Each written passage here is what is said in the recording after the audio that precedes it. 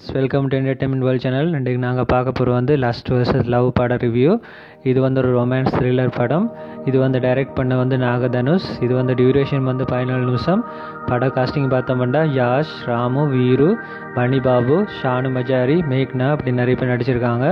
So இது வந்து படத்தின் மெயின் ஹைலைட் பார்த்தோம்னா வெட்டிங் லைஃபும் அதுக்கு அங்கால இருக்க தப்பான ரிலேஷன்ஷிப் பற்றினது தான். ஸோ இதில் வந்து யாஷும் ராமும் வந்து க்ளோஸ் ஃப்ரெண்ட்ஸ், அதோட ஒரே கமெண்டில் ஒர்க் பண்ணுறாங்க.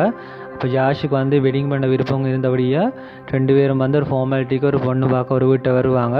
அப்போ தான் அவங்களோட ஃப்ளாஷ்பேக் மெமரி வரும். ஜாஷுக்கு ஒரு அஃபேர் ரிலேஷன்ஷிப் அதுவும் ஒரு வெட்டிங்கான கேர்ளோட இருக்குது.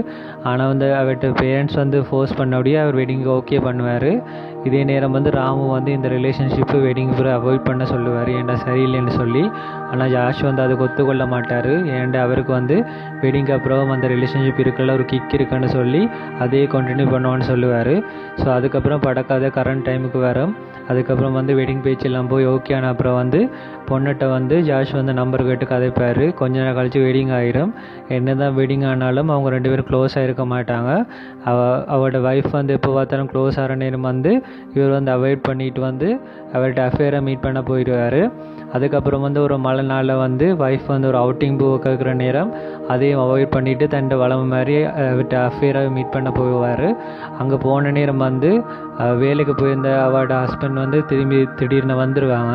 ஸோ வந்தோடனே வந்து ஜாஷ் வந்து வெளியே போகிறதுக்கு ஏற்ற மாதிரி ஷூவை வந்து கழட்டி வச்சுட்டு திரைக்கு பின்னால் ஒளிஞ்சு நிற்பார். ஸோ அப்போ தான் வந்து அவங்க வந்து தன் ஹஸ்பண்டை தலையில் டவலை போட்டு இருந்து துடைக்கிற மாதிரி இருந்தால் ஜாஷ் எஸ்கேப் ஆகிடுவார்.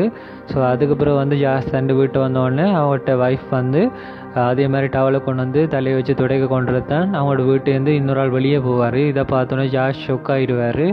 இப்படி தான் செய்த மாதிரி தனக்கு இப்படி ரிப்பீட் அடிக்கும்னு எதிர்பார்த்துருக்க மாட்டார்.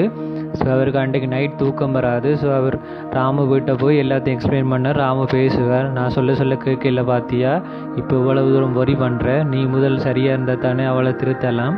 ஸோ நான் சொல்கிற மாதிரி செய்யன்ற ஒரு ஐடியா சொல்கிறாரு. ஸோ அதுக்கப்புறம் வந்து அவர் தன் அஃபேர் இருந்தவளை கதைக்கிறத நிப்பாட்டிட்டு அவரோட ஒய்ஃப் மேலே கொஞ்சம் கொஞ்சமாக லவ்வை காட்ட வலிக்கிறாரு. இதை பார்த்த ஒய்ஃபும் அவரோட லவ்வை அக்செப்ட் பண்ணிவிட்டு அவள் ஆட்டோமேட்டிக்காகவே அவரோட அஃபேரையும் கட் பண்ணிடுறாங்க. ஸோ அதுக்கப்புறம் வந்து இதை பார்த்து அவரும் ஜாஷும் வந்து ரொம்ப ஹாப்பி ஆகிடுறாரு. ஸோ டைரக்டர் இந்த படம் மூலம் சொல்ல வர்றது ஹஸ்பண்ட் ஒய்ஃப் ரிலேஷன்ஷிப் தான் எப்பவும் பெட்டர். லாங் ரிலேஷன்ஷிப்பும் சரி, ஹாப்பியாக இருக்கணும் சரி, அதோட வெட்டிங் அப்புறம் வர அஃபேர் எல்லாம் லாங் டைம் நீடிக்காது, அது கூடாதுன்னு சொல்ல வராரு. ஸோ இந்த ரிவ்யூ பிடிச்சிருந்தா மறக்காம உங்களோட ஃப்ரெண்ட்ஸுக்கு ஷேர் பண்ணுங்கள். அதே நேரம் டிஸ்கிரிப்ஷனில் எந்த சேனல் மட்டப்பட ரிவ்யூஸ் இந்த லிங்க்ஸும் போட்டிருக்கேன். ஃப்ரீ டைம் மறக்காமல் செக் பண்ணி பாருங்கள். அதில் எந்த சேனலை மறக்காமல் சப்ஸ்கிரைப் பண்ணி பெல் பட்டனையும் ப்ரெஸ் பண்ணுங்கள். அப்போ தான் உங்களுக்கு அப்டேட்ஸ் குயிக்காக கிடைக்கும். ஸோ இன்னொரு பட ரிவ்யூவில் சந்திப்பேன் ஃப்ரெண்ட்ஸ். பாய்.